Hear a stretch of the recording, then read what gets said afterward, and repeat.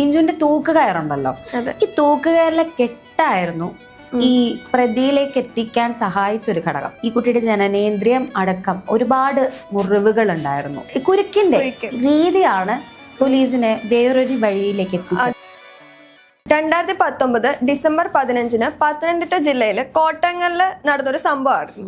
അതായത് ടിഞ്ചു എന്ന് പറഞ്ഞ യുവതി 26 വയസ്സ് മരിച്ച സംഭവം. അത് നമ്മുടെ കേരളത്തിൽ നല്ല രീതിയിൽ എഫക്ട് ചെയ്ത ന്യൂസ് വാല്യൂ കിട്ടിയ ഒരു ഈ ഇഷ്യൂല് എങ്ങനെ ആയാലും ഒന്നുകിൽ ഭർത്താവ് അല്ലെങ്കിൽ കാമുകൻ ഇവര് തമ്മിൽ ഇവരുടെ ആരെങ്കിലും ആയിരിക്കും നമ്മളെ ഡൗട്ട് തോന്നുക. പക്ഷേ ഈ ഒരു കേസ് ചെന്നെത്തിയത് വേറൊരു വഴിത്തിരിവിലേക്കായിരുന്നു. ഈ ടിഞ്ചു എന്ന് പറയുന്ന പെൺകുട്ടി ടിജിൻ എന്ന് പറയുന്ന യുവാവുമായിട്ട് പ്രണയത്തിലായിരുന്നു. എന്നാൽ ഇത് വീട്ടുകാരെ എതിർത്തിട്ട് രണ്ടുപേരും വിവാഹം വേറെ കഴിച്ചു. കുട്ടിക്കാലം മുതലേ ഉള്ളൊരു റിലേഷൻ ആയിരുന്നു. എന്നാൽ വീട്ടുകാര് എതിർപ്പ് കാരണം ഇവർക്ക് കല്യാണം കഴിക്കാൻ സാധിച്ചില്ല. അങ്ങനെ രണ്ടുപേരും വിവാഹം കഴിച്ചു. രണ്ടുപേരും വേറെ വേറെ വിവാഹം കഴിച്ചു. എന്നാ കുറച്ച് നാൾ കഴിഞ്ഞപ്പോഴത്തേക്കും ഭർത്താവിനെ ഉപേക്ഷിച്ചിട്ട് ടിജിന്റെ കൂടെ ആയിരുന്നു പിന്നെ താമസം. അതെ, ഇത് ആക്ച്വലി പറഞ്ഞു കഴിഞ്ഞാൽ ആ ഒരു മരണം ശരിക്കും വിചാരിച്ചത് ആത്മഹത്യയാണെന്നാണ് വിചാരിച്ചുകൊണ്ടിരുന്നത്. പക്ഷേ മരിച്ച നിലയിലാണ് കണ്ടുകിട്ടിയത് ബോഡി. പക്ഷെ ശരിക്കും പറഞ്ഞത് ഒരു ആത്മഹത്യ അല്ലായിരുന്നു. ക്രൈംബ്രാഞ്ച് നടത്തിയ ശാസ്ത്രീയ അന്വേഷണത്തിലാണ് ഇത് ആത്മഹത്യയല്ല കൊലപാതകമാണെന്ന് തെളിയിക്കപ്പെട്ടത്. ഇവർ തമ്മിലുള്ള റിലേഷൻഷിപ്പ് ഇത്രയും വർഷത്തെ ഒരു റിലേഷൻഷിപ്പാണ്. അതിനുശേഷം ഈ ഒരു 2019 മെയ് മാസത്തില് ടിഞ്ചു ഭർത്താവിനെ ഉപേക്ഷിച്ച് ഈ ഒരു ടിജിന്റെ ഒപ്പം താമസം തുടങ്ങിയായിരുന്നു. പിന്നെ വിവാഹബന്ധം നിയമപരമായിട്ട് തന്നെ വേർപെടുത്തിയിട്ട് ഒരുമിച്ച് ജീവിക്കാനാണ് ഇവര് തീരുമാനിച്ചത്.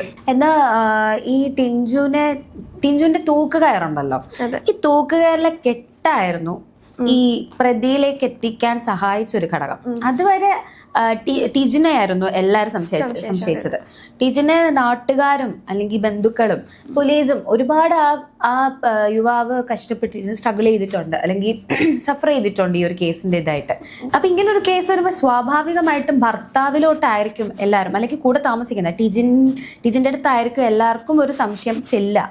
അതുപോലെ ഈ കുട്ടിയുടെ പോസ്റ്റ്മോർട്ടം റിപ്പോർട്ടിൽ ഈ കുട്ടിയുടെ ജനനേന്ദ്രിയം അടക്കം ഒരുപാട് മുറിവുകൾ ഉണ്ടായിരുന്നു.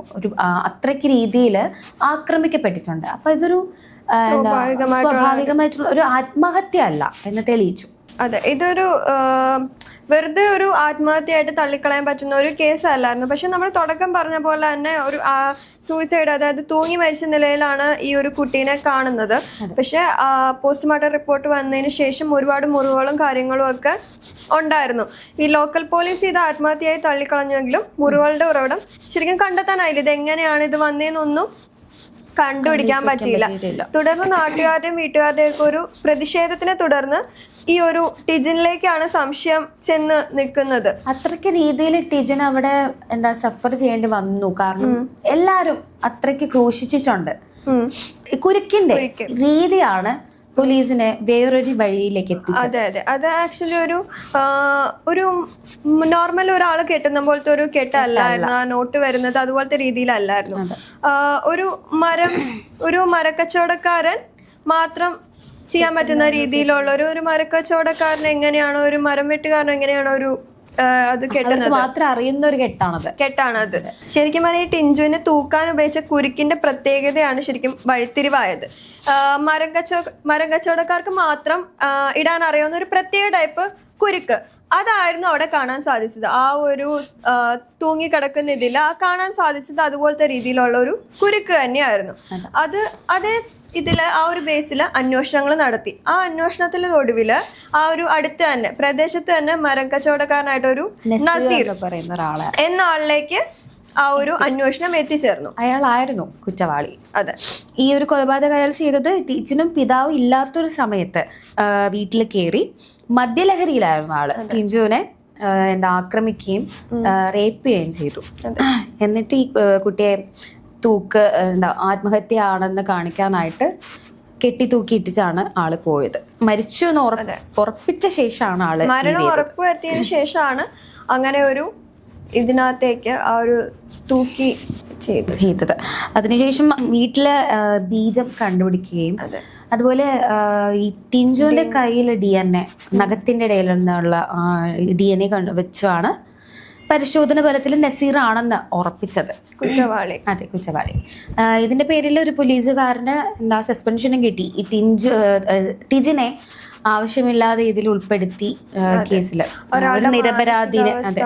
അതെ, ഒന്നും ചെയ്യാത്ത ഒരാളുടെ മാനസികാവസ്ഥ, അത്രയും സ്നേഹിച്ചിട്ട ഒരു വ്യക്തി, ആളുടെ മാനസികാവസ്ഥ നമുക്ക് ഊഹിക്കാവുന്നതേ ഉള്ളൂ. ഇല്ലാത്ത കേസും കാര്യങ്ങളും ഒക്കെ സ്വാഭാവികമായിട്ടും അങ്ങനെ ഒരാളിലേക്കാണ് ചെന്ന് എത്തുള്ളൂ.